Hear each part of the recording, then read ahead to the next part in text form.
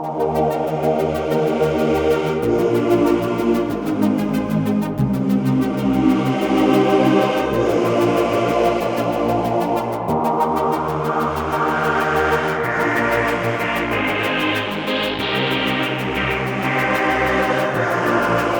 following video is a combination of comment on Marilyn Manson's ghost story and demonic encounter, and a mix of my impressions based on coming from someone who was poltergeist haunted for 6 months, someone who has had many harassing encounters with demonic entities. So my perspective is going to be a little bit different than other people's. I appreciate Marilyn Manson for coming forward and sharing these stories with us, proving he's not an atheist. Atheists do not believe in the paranormal. An ignorant commenter on the original uploading of this video made the comment that atheists do believe in the paranormal. Nope, they do not. Just to let you know, atheists do not believe in anything supernatural. They don't believe in anything paranormal, period. Atheism goes beyond not believing in God. Atheism goes into the realm of not believing in demons, angels, ghosts, spirits, the afterlife. Atheism goes well beyond not believing in God. The reason why atheists don't believe in the paranormal or the supernatural is because if spirits exist, then an afterlife exists. If an afterlife exists, it's a place. If a place such as an afterlife exists, perhaps a heaven and a hell exist. If an afterlife exists, a heaven or a hell exists, then God exists. It's a domino effect which continues up to the Supreme Being. And it's something that is undeniable. It's the real reason why atheists both hate the ghost hunters shows and are fascinated by them at the same time. So most definitely a lot of atheists dance on the fence and want to believe in the paranormal. But in this interview, Marilyn Manson most definitely 100% admits and believes in the paranormal. It's something that atheists do not believe in. So I would put Marilyn Manson in the category of agnostic, to be honest. Someone who doesn't know, but someone who definitely believes in the supernatural and the paranormal. The original upload of this video had Marilyn Manson's video of him speaking. I'm going to have to alter that and simply read what he said, because YouTube's copyright match system is broken. Fair use is a law which everyone on YouTube simultaneously claim to not know how it works. And it's pretty aggravating, especially for those that have thoroughly researched fair use law and know how it works, and those who rigorously abide by it thoroughly from A to Z. All the I's are dotted, all the T's are crossed. But even then, if you're not the biggest YouTuber on YouTube, you get silenced and shut down. So because of that, I'm going to salvage this episode and simply read the words of what Marilyn Manson said when he admitted that he believes in ghosts and dark energy like demons. I'm John Rasmus. Thank you for watching. You know, something as simple as a movie like Paranormal Activity. I watched that, and I felt condescended and insulted. You feel condescended and insulted. And Marilyn's going to go on to say that he feels condescended and insulted because he's had more frightening experiences than this movie, Paranormal Activity. I never watched that movie because it looked super lame, and it is super lame, based on his response. I feel condescended and insulted by the fact that you feel condescended and insulted.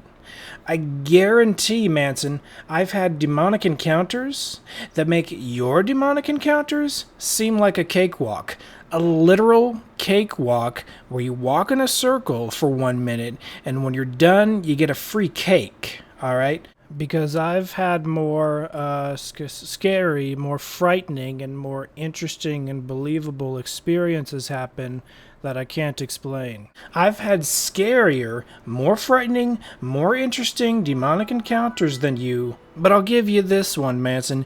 Yours is more believable because it is boring compared to mine, but it blows all of your experiences, or at least this one that's recorded coming down the road, out of the water.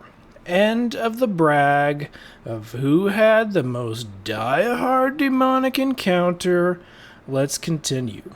And I think that they're encouraged by my interest in things that maybe you shouldn't look into. Alright, this is a good point. I stop it here because I've been accused of being too into the occult, too into dark things, which is why these entities have even appeared in my life. This is the claim.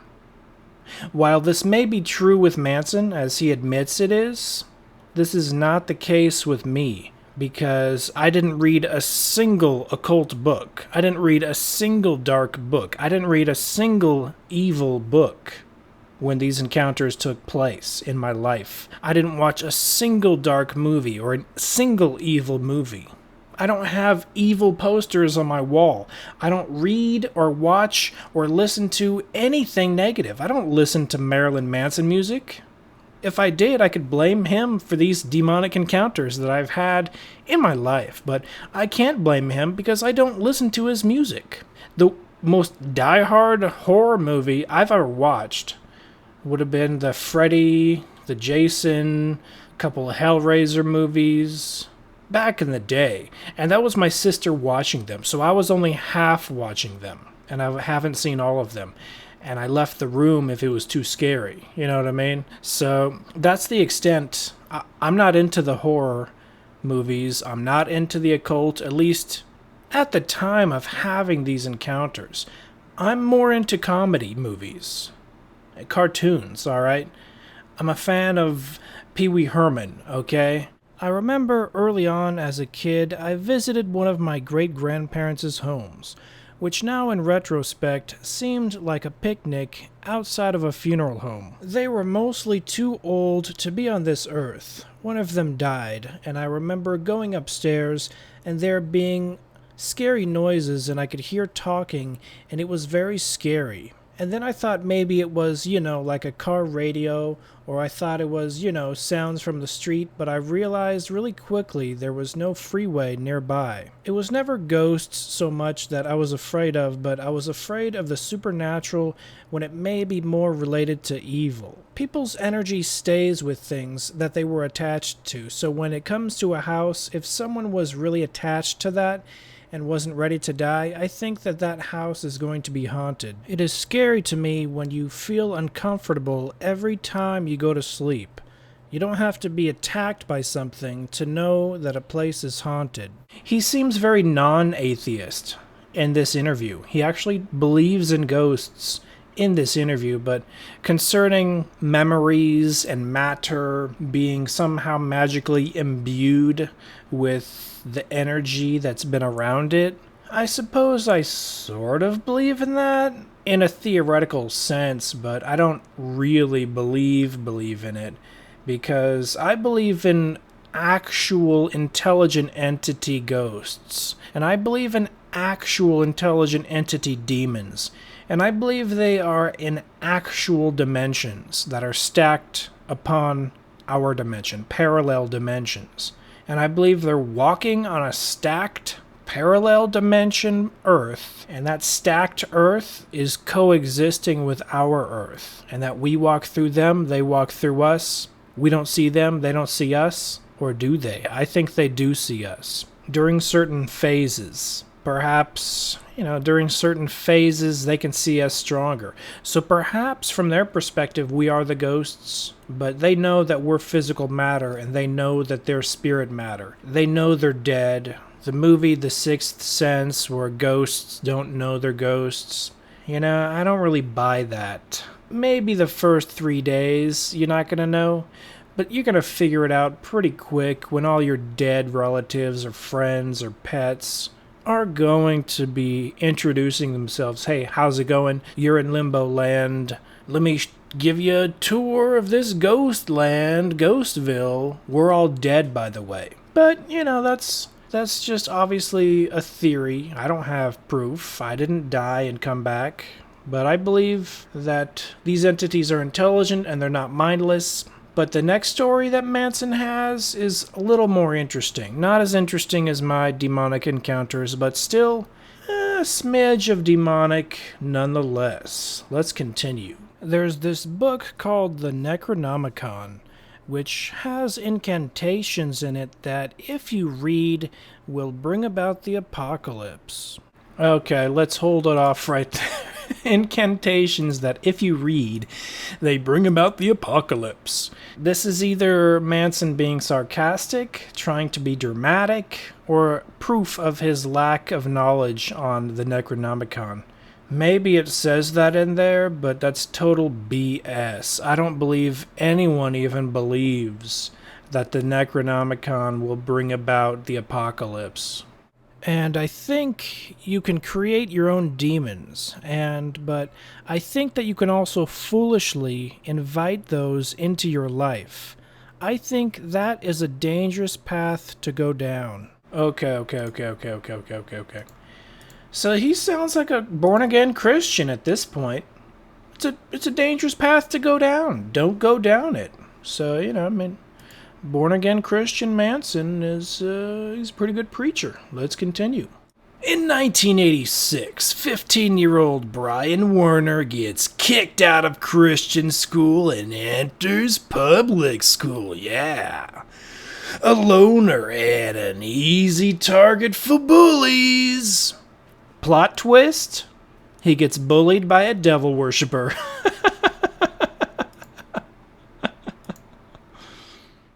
We get to the barn. He is just like, let me show you something, but you can't tell my brother, is like the biggest thing. All right, let's go.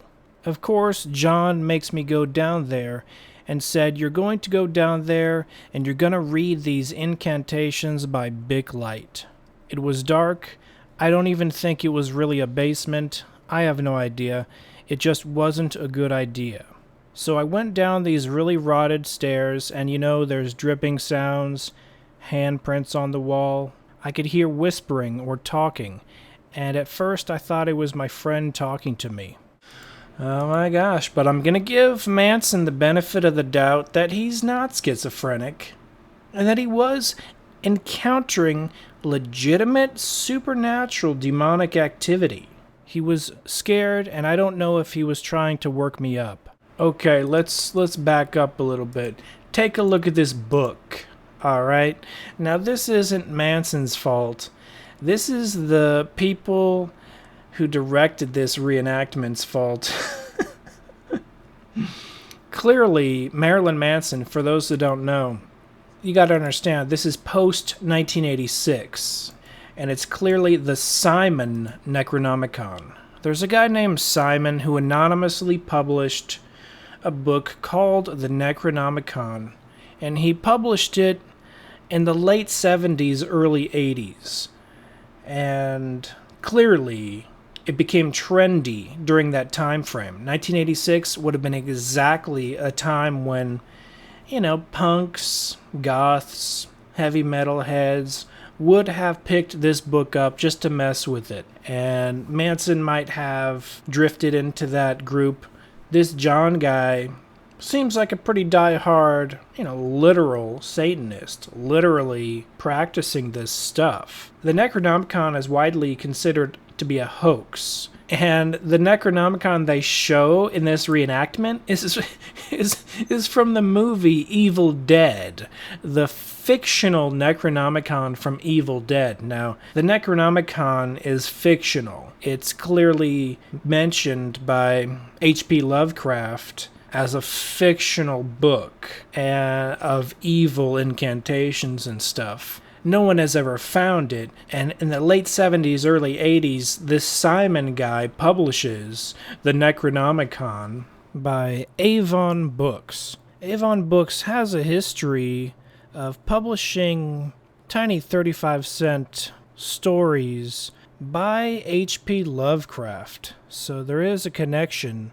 between H.P. Lovecraft, the occult, the Necronomicon, of course. Many people consider Simon, the anonymous publisher of the Simon Necronomicon, to be Peter Lavenda. And concerning the Necronomicon, even though it was a hoax, compiled and created, inspired by H.P. Lovecraft, it doesn't mean that the spells contained therein are not loosely based on the Goetia and other black magic texts, which is why I believe sometimes they actually do work, and sometimes they actually can summon evil demonic entities. And I highly recommend you do not use the Necronomicon. But the hilarious thing is they use the Evil Dead, the movie, the popularized movie version of the Necronomicon, the non-existent cartoon skin-bound talking with a mouth and two eyes Bruce Campbell Evil Dead Necronomicon. That just is hilarious to me. But it's clearly the Simon Necronomicon, which looks like this, is what is actually being used. Probably even the paperback version. But let's continue. Hey, read the book. Read it. Come on, man. Read it. Read it. And I'm standing with the lighter, shaking.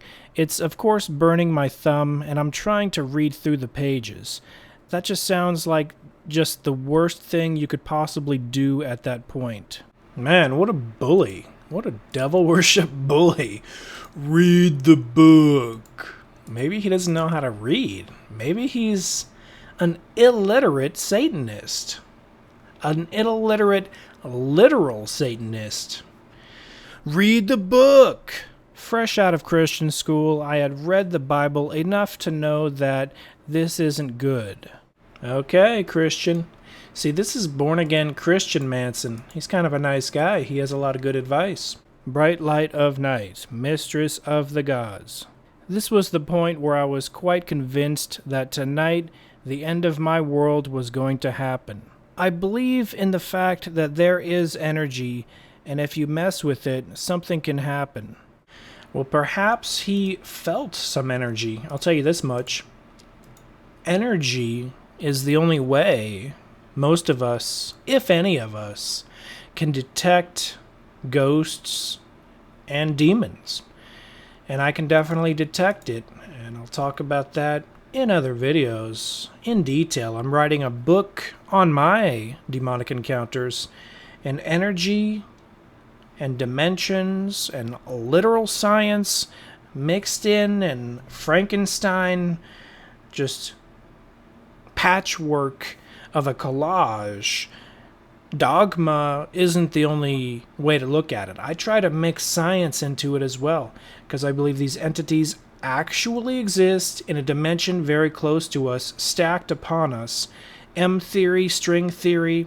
Atheistic scientists believe in these theories, but when it gets down to actually believing in the entities and them being intelligent and them being independent of our consciousness, them being independent of our psyche, seems to be a very unpopular belief. I know for a fact they exist. Let's continue. And then in the middle of it, we both got really scared because we stopped. I could hear talking, and it was very scary. I'm going to give Manson the benefit of the doubt that he's not schizophrenic and that he doesn't have hearing issues. People that have issues with their ears, hearing issues, hearing impaired issues, they can have false auditory hallucinations. In those auditory hallucinations, they can never understand voices. It just sounds like someone talking in the other room, and you could never hear. If you're deaf or going deaf, you can never understand the voices. The reason people that are hearing impaired have false auditory hallucinations is because the brain is making up for the lack of sound that it is used to hearing. So it usually happens with people whose ears rapidly deteriorate to the point where they can't hear as well as they could even 1 year ago. So people with ear damage can never understand the voices when it involves false auditory hallucinations. But the schizophrenic mental illness type of voices that people hear, they can. People that are schizophrenic, mentally ill, they can understand the words of the voices. If this has happened to Manson 1,000 times, a doctor would probably say he has schizophrenic tendencies, if he can understand the words. But if it's happened to him many times and he can't understand the words, a doctor would most likely say he has false auditory hallucinations and ear damage. Of course, I do believe in negative entities. I've encountered many in my life, so I know that although there is schizophrenia and there is false auditory hallucinations and the auditory hallucinations of mentally ill people, there is a third category which science rejects in the supernatural, paranormal realm of actual demonic entities being able to talk. It's very rare for this to happen outside of a meditative state, but it does occasionally, rarely happen. A disembodied voice does occasionally speak to people. It's very hard to tell which is which, if it's false auditory hallucination, an auditory hallucination, or a legitimately extremely rare disembodied voice. But it's really up to the person who has the experience. It's up to their judgment to tell which one it is.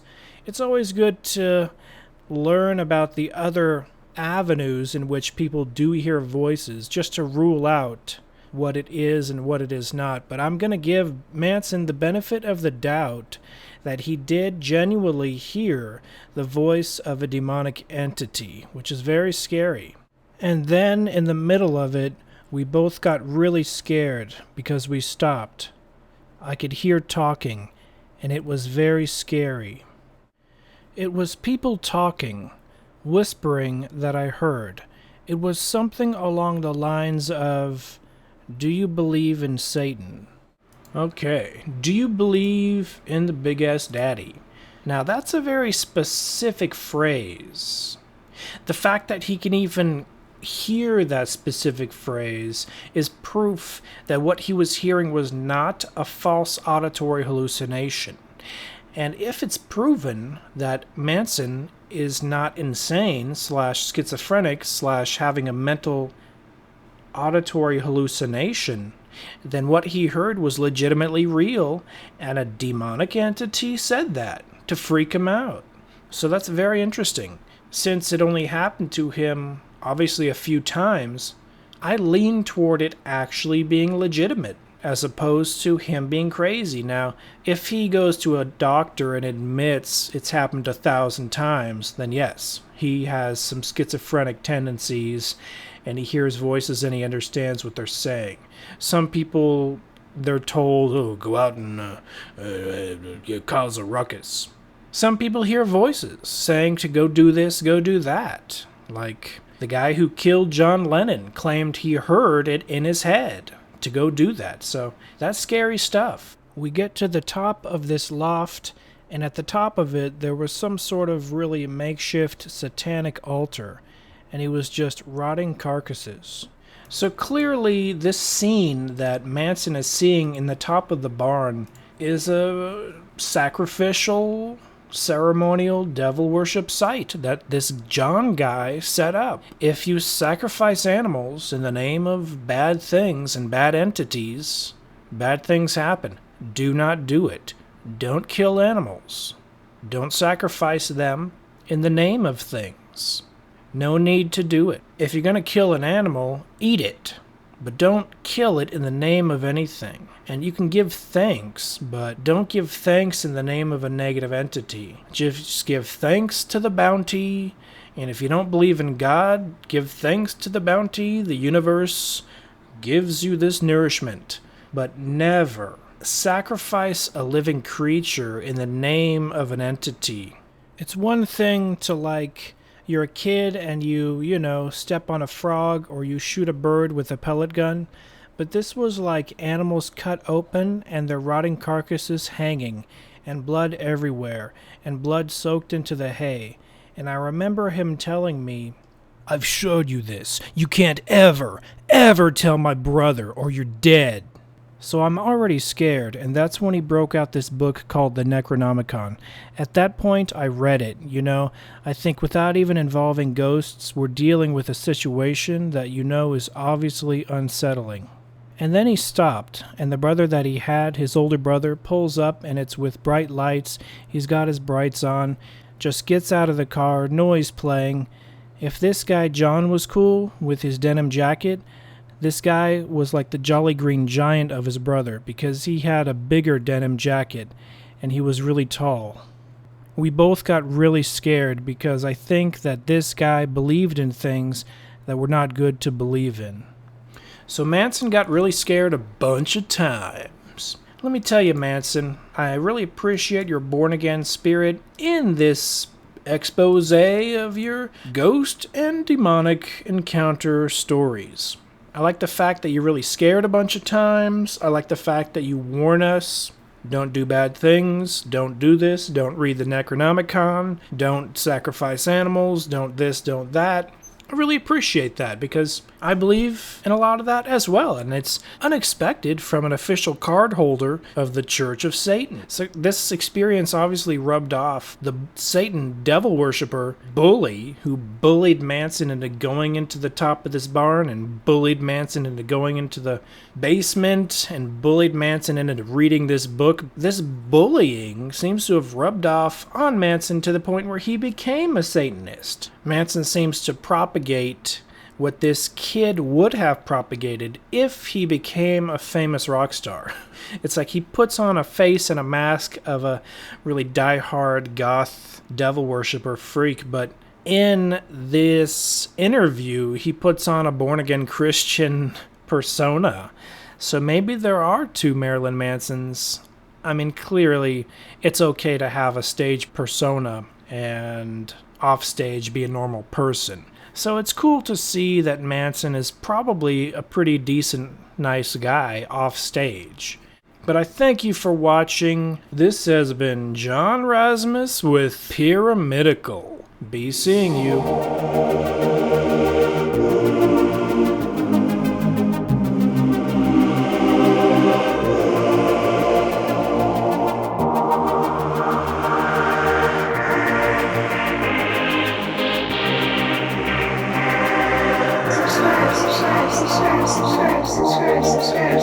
Subscribe.